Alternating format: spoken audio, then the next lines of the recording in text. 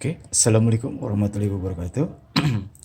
Kali ini kita akan mereview unboxing ya tepatnya. Unboxing sebuah chipset ya. Chipset ini dikhususkan untuk TP-Link WA5110 dan 5210. Ini chipsetnya sangat murah guys ya. Hanya Rp18.000. Dan ini juga gratis ongkir. Chipset ini berkode Realtek ya. Realtek RTL 8201 CPT. Oke, langsung aja kita buka ya.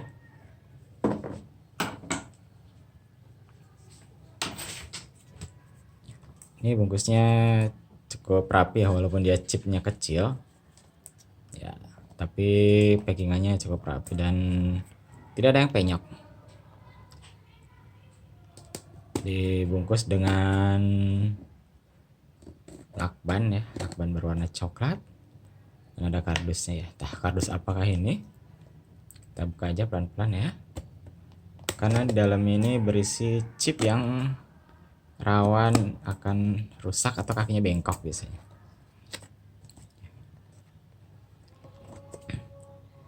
Ini Realtek ini juga bisa digunakan untuk perangkat yang lain ya, yang berkode sama. Bisa juga dipakai untuk D-Link ya, dengan serial DIR,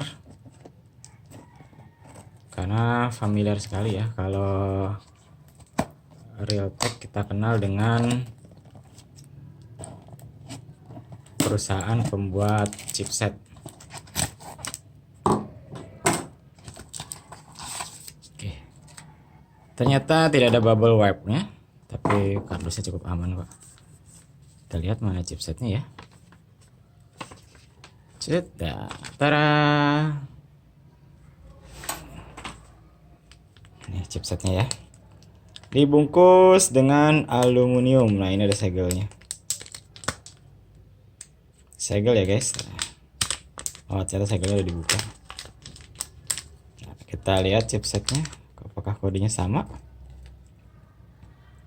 Cep. Nah, bisa terlihat kan ya. Oke, maaf ya kameranya agak ngeblur ini. Nah, ternyata tidak terlihat. Ini ya chipsetnya ya. Gak usah fokus ternyata.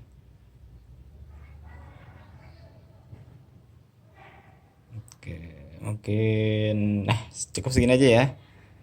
Realtek 8201 CP ya, made in Taiwan. Terima kasih telah menonton.